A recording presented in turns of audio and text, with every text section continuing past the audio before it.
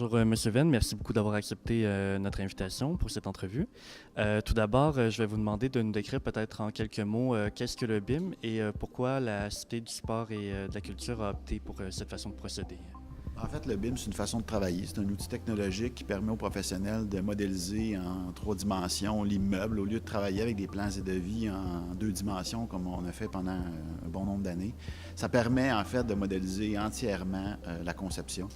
Puis pour le client, dans notre cas, le propriétaire de l'immeuble, ça nous permet de visualiser chaque espace avant même qu'elle soit construite. Donc, évidemment, c'est une visualisation en temps réel qui nous permet d'interagir avec les professionnels aussi pour donner notre point de vue, puis surtout éviter les problématiques au chantier. Parfait. Donc, de quelle façon peut-être s'est adapté la Cité de la culture et du sport avec cette nouvelle façon de travailler sur le chantier? En fait, au-delà de la cité, c'est que tout le monde s'est adapté avec cette façon de travailler parce qu'on a innové dans ce processus-là d'une certaine façon. Contractuellement, l'entrepreneur avait des étapes à franchir. On comprend que c'est un clé en main ici. L'entrepreneur avait aussi la charge de la conception. Donc, au travers des étapes, on s'est aperçu qu'on avait un outil formidable. Moi qui me permettais, comme directeur de projet au niveau du propriétaire, de me promener dans le modèle à distance avec mon iPad pour aller voir si les correctifs qu'on avait faits en conception étaient vraiment réalisés, pour s'assurer qu'il n'y ait pas de retard cumulé.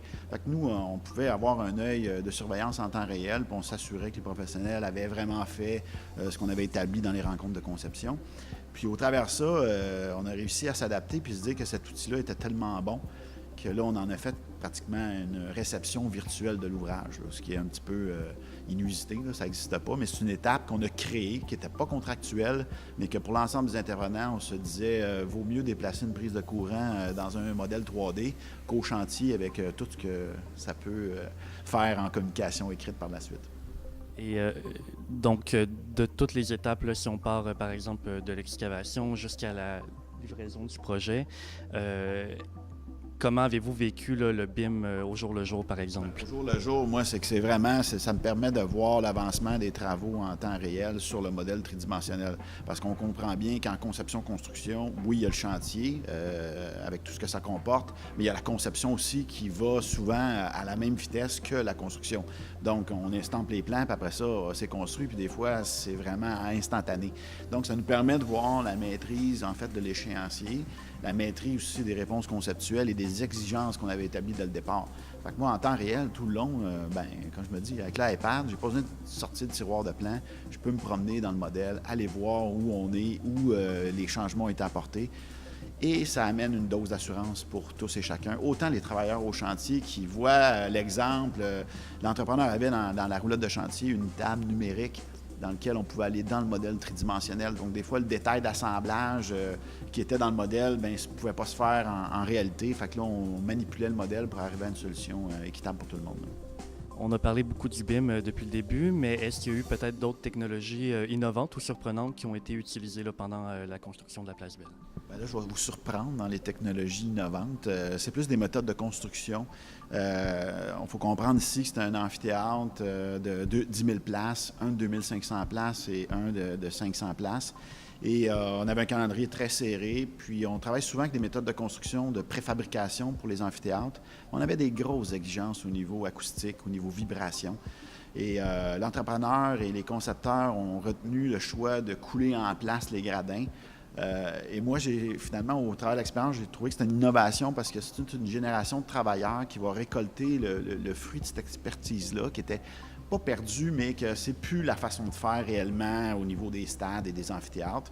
Donc, moi, je trouve que ça, c'est l'innovation, de récupérer une méthode, une technologie que nos générations passées avaient, puis qu'une génération de travailleurs récolte ça aussi. Là. On ne fait pas juste des barrages en coulant en place, là, on est capable de faire des immeubles aussi. Puis moi, je trouve ça, c'est une innovation technologique, là, c'est celle que je m'amuse à répéter continuellement. Parfait. Et donc, est-ce qu'il y a eu aussi peut-être des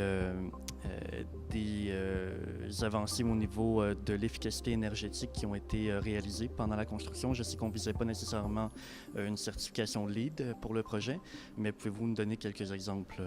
A priori, la Cité de la culture et des sports avait des exigences d'efficacité énergétique. Ça, c'était clair dès le départ. On ne visait pas une certification LEED pour de multiples raisons, mais on visait quand même de l'efficience énergétique, sachant bien que ce type de bâtiment est énergivore. Donc, d'emblée, les concepteurs, là, Danny Riopel, l'ingénieur en mécanique responsable de la conception, a approché l'idée d'une centrale thermique centralisée, en fait. Et là, les trois glaces travaillent ensemble et la récupération de chaleur est vraiment l'élément majeur du projet.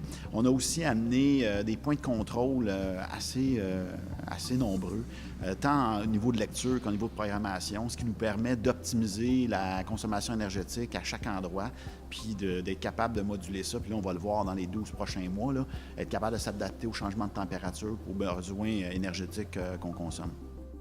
En terminant, M. Venn, est-ce que vous pourriez peut-être nous donner quelques conseils aux organismes ou autres municipalités là, qui souhaiteraient peut-être dans l'avenir utiliser également le BIM comme méthode de construction? Moi, je pense qu'au Québec, on est rendu là. Il faut amener dans la façon de réaliser les projets d'infrastructure une étape supplémentaire. Certains diront ça va occasionner des délais. Je veux dire non, ça va occasionner qu'on va arriver dans les temps et dans les budgets. C'est l'étape de la réception virtuelle qu'on a fait. Il faut se doter, dans la façon qu'on va livrer tout l'aspect technique d'un projet, d'une étape supplémentaire. Donc, la clé du BIM, en fait, c'est de bien faire ses devoirs. Parce que si on fait un modèle tridimensionnel où on peut positionner des meneaux, des prises de courant et tout, ça implique que les professionnels doivent être au bout de leur exercice. Bien, moi, je pense qu'on est rendu là au Québec. On doit se créer une nouvelle étape, puis payer ce qu'il faut, mais je pense qu'à la fin, les citoyens, ceux qui ont demandé l'ouvrage, vont en récolter les bénéfices en gain financier, ça c'est certain, puis en gain au niveau du temps, puis en qualité. Merci beaucoup, M. Venn, pour l'entrevue. Merci.